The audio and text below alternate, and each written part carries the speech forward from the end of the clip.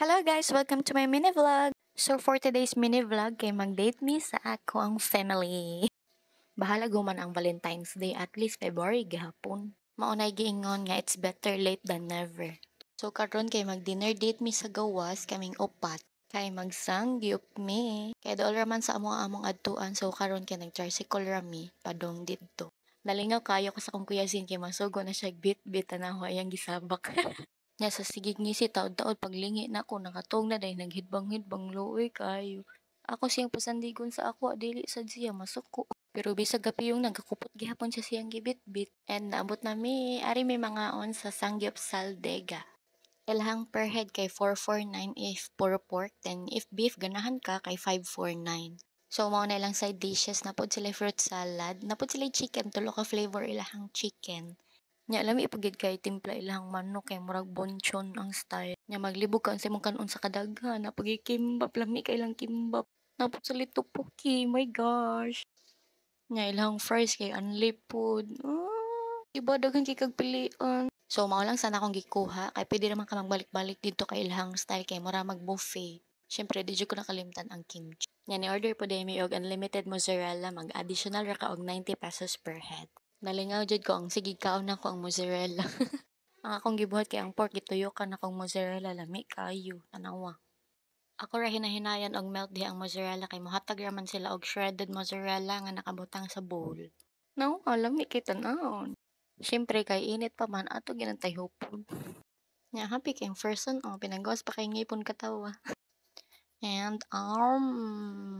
kay init pa man da paso-paso lagi pinapiyong-piyong. Nya ilahang pork kay unlipod na sila duha ka flavor sa pork, bali plain og ang barbecue.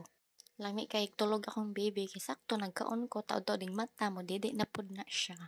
Among kuya Zin kay happy kaayo kay anli ang fries dayon amo pud siyang gipakaon og rice nga nay egg. Nya akong gipangutan akong kuya Zin, anak ko, eat ka fries na kana siya, yehey, happy. Mukhaon na day biisag-on sa akong kuya Zin kay 2 years old naman pod siya kapin. Muna to na sige may kaon, nya storya, chika-chika.